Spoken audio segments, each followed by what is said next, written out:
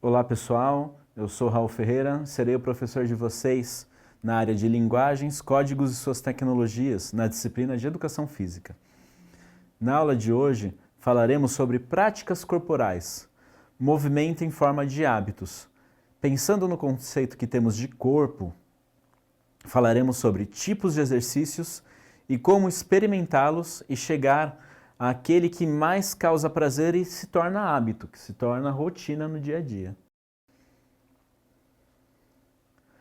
O nosso corpo ele se movimenta de várias formas, em forma de comunicação, em forma de trabalho, e ele se movimenta em modalidades esportivas, em atividade física. Nessa aula, iremos abordar os seguintes assuntos: diferentes tipos de exercícios, exercícios posturais e flexibilidade, exercícios de força e exercícios de resistência. Nós vamos discutir cada um e vocês vão começar a entender como explorar cada exercício para chegar até um exercício que te cause prazer. Não existe exercício chato, existe pouca experiência e julgamento precipitado. Quantas pessoas você já ouviu falar que não gosta de musculação e nunca fez musculação? É igual a um alimento. Quantas vezes você já ouviu alguém falar que não gosta de jiló ou de quiabo e nunca provou nenhum dos dois?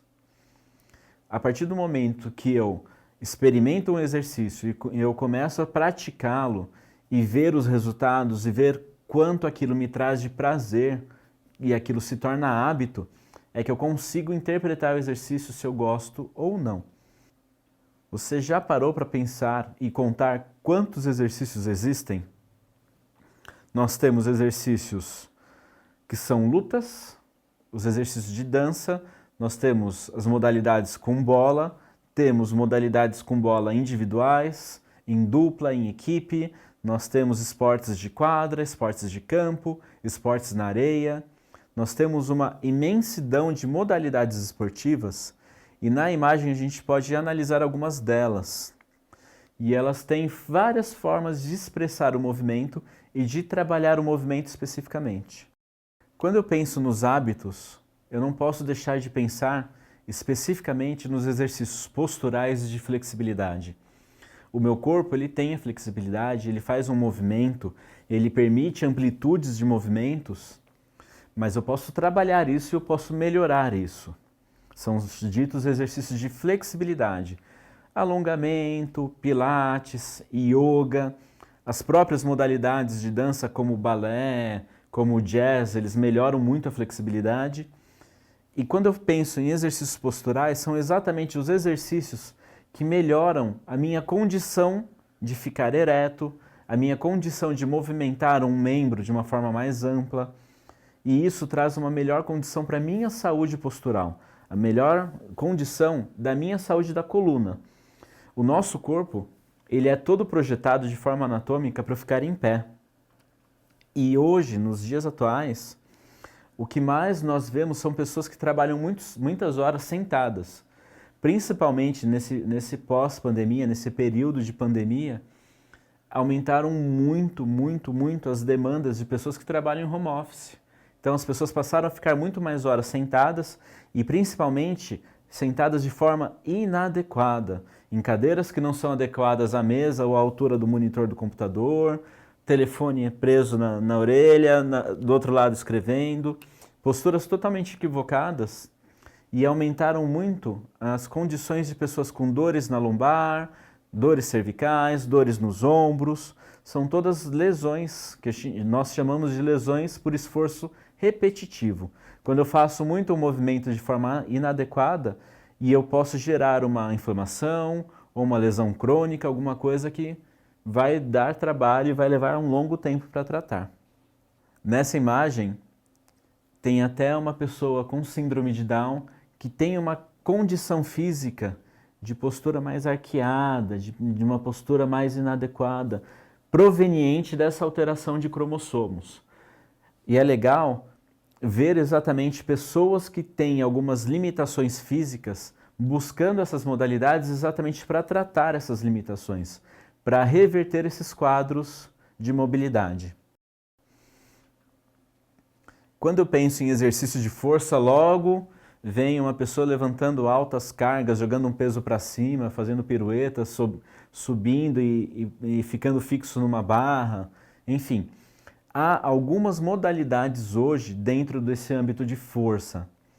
Uma delas, que já é habitual, é o levantamento de peso, levantamento olímpico, ou powerlifting, que são vários nomes para uma mesma modalidade, que consiste em você puxar um peso do chão e levantar ele acima da cabeça e manter uma postura. Nós temos duas modalidades, o arranco e o arremesso. O arranco, eu puxo o peso de uma vez e no único movimento eu jogo ele acima da minha cabeça.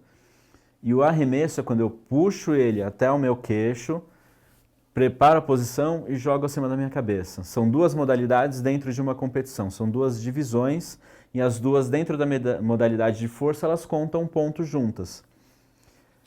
Nós temos a musculação, que é o mais comum, que é exatamente eu empurrar ou puxar um peso e ir trabalhando isso ao longo do tempo, aumentando a minha carga, mudando o estímulo, o tipo de treino, né? Nós temos aí mais de 70 tipos de treino, né? De movimento para um determinado exercício. Então, eu preciso mudar meus exercícios? Não, eu preciso mudar o sistema de treino.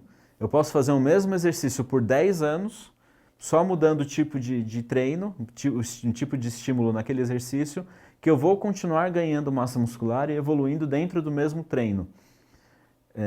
Nós temos hoje, que virou febre, né, nas academias, que é o CrossFit. O CrossFit nada mais é do que movimentos calistênicos, né, aqueles movimentos que eram e são ainda muito utilizados, principalmente em treinamentos militares, mas temos também exercícios que são mais voltados do levantamento de peso, da musculação, até mesmo de uma modalidade russa que chama kettlebell, que é um peso que parece uma chaleira, né? Uma bola de peso com uma alça, que tem uma série de movimentos que você executa. E o strongman? O strongman nada mais é do que força pura. Você já viu na televisão alguém levantando uma bola de concreto do chão e colocando em cima de um tonel de petróleo? Ou então arrastando um caminhão, tombando um pneu de trator que pesa 300 quilos? Esse é o strongman, que são modalidades que partem de movimentos do dia a dia. Tem até uma das modalidades do strongman que chama farm walk, que é a caminhada da fazenda, que nada mais é do que você pegar 2 cilindros, normalmente eles têm em torno de 140 a 150 quilos, um em cada mão, e andar numa distância e voltar um determinado número de vezes num tempo curtinho. Então o strongman nada mais é do que força pura, a partir de movimentos do nosso dia a dia.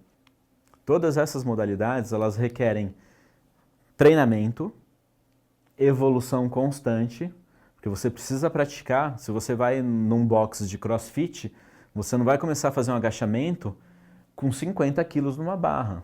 Você vai começar a fazer o agachamento com o peso do seu corpo. Depois você vai começar a fazer o agachamento com a barra e depois você vai começar a colocar implemento, vai começar a colocar carga. Porque você precisa adaptar o seu corpo de uma forma constante para que você vá entendendo o movimento, vá limpando e aperfeiçoando esse movimento até que você comece a colocar cargas e aí sim ter competência física para levantar 200 quilos ou 100 quilos, enfim. Que você tenha essa competência de desenvolver esse peso.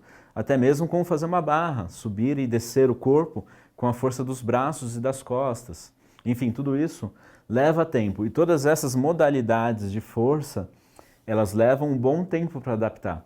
O nosso corpo ele leva de 2 a 4 semanas só para fazer as adaptações básicas, hormonais e neurológicas do movimento. As adaptações físicas, elas vêm ao longo da prática. E você vai tendo adaptação sempre. E cada vez que você muda o exercício, é comum você ter dor muscular. Por quê? Quando a gente faz um movimento, o nosso corpo é como um rabo de cavalo. Quando a mulher prende o cabelo e fica com um rabo de cavalo. São vários fiozinhos. Quando você faz um exercício de musculação ou qualquer outro exercício, alguns desses fiozinhos, eles rompem, eles estouram. E quando eles estouram, eles passam por um processo de cicatrização. E é exatamente esse processo que faz o músculo aumentar, mas ele também causa dor. Então, toda vez que você inicia um treino de musculação ou você muda o estímulo, você vai ter dor. Quando eu penso em exercícios de resistência, eu já penso no indivíduo fazendo uma maratona aquática, né, são esportes de verão, que você vê uma pessoa nadando em alto mar por 4, 5 quilômetros, você vê um indivíduo numa competição de ciclismo que são 4 ou 5 dias, ele vai pedalar por dia 150, 180, 200 quilômetros, ou a maratona, a São Silvestre, que é a modalidade de corrida mais antiga no Brasil. E todas essas modalidades, elas são classificadas como resistência. Por quê? Porque elas utilizam predominantemente a nossa rota aeróbica, ou seja, o nosso corpo ele precisa de oxigênio, ele precisa de carboidrato e gordura para promover energia durante aquela prova. Então são provas de resistência. Mas essas mesmas provas, elas também têm provas curtas, né? A corrida, por exemplo, tem os 100, 200 metros rasos, que são feitos em menos de 20 segundos, né? Os 200 metros em torno de 20 segundos e os 100 metros em 9,6 segundos. Você tem as provas de ciclismo, que são provas indoor, que são provas também de segundos, que o indivíduo atinge 70, 80 quilômetros num circuito oval inclinado. Assim como a natação, você tem as provas curtas de 100, 200 metros, 50 metros, que são muito rápidas, são segundos também, e entram em outra zona de adaptação física. Mas essas provas, normalmente, elas são predominantemente provas de resistência, que melhoram nossa condição cardiovascular, cardiorrespiratória, e elas melhoram outras condições, elas causam outras adaptações e dependem de tipos de fibra do nosso músculo diferentes. Enquanto os exercícios de força utilizam fibras que a gente chama de fibras brancas, que são contração rápida, são fibras de força, de explosão, os exercícios de resistência já dependem das fibras vermelhas, que são de contração mais lenta, elas têm uma maior capacidade de absorver e de trabalhar com oxigênio, enfim. Então nós temos aí também condições do nosso corpo que permitem que a gente seja, por exemplo, um corredor de 100 metros ou um maratonista.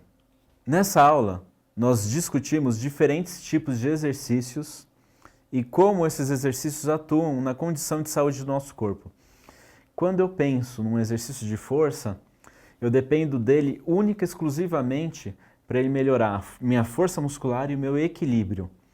Hoje é muito comum que as pessoas idosas busquem academias para fazer musculação, com orientação médica inclusive, para que elas melhorem a sua condição de equilíbrio e de força e reduzam quedas, reduzam lesões por osteoporose, reduzam perda de massa muscular, não fiquem acamadas e elas tenham melhor condição das AVDs, ou seja, atividades da vida diária, que são aquelas atividades que permitem que a pessoa seja autônoma, como cozinhar, tomar banho, fazer sua higiene pessoal sozinha, após fazer necessidades fisiológicas, trocar de roupa. Tudo isso está associado com a nossa força e nosso equilíbrio. Assim como os exercícios de resistência, eles são os principais auxiliares na melhora da nossa condição, seja no tratamento de diabetes, hipertensão, doenças cardiovasculares em geral, e são todas ferramentas não farmacológicas, ou seja, são ferramentas de saúde que fazem com que nós deixamos de tomar medicações ou não necessitamos de medicações para tratar alguma doença. Assim como, com a nossa mudança de hábito no dia a dia, nós temos a necessidade de melhora postural. E os exercícios posturais como yoga, pilates, assim como alongamento, melhoram a nossa condição postural, melhoram toda a nossa condição de equilíbrio e auxiliam para que nós tenhamos uma saúde física para nos mantermos em pé. E aí, vamos para a tirinha?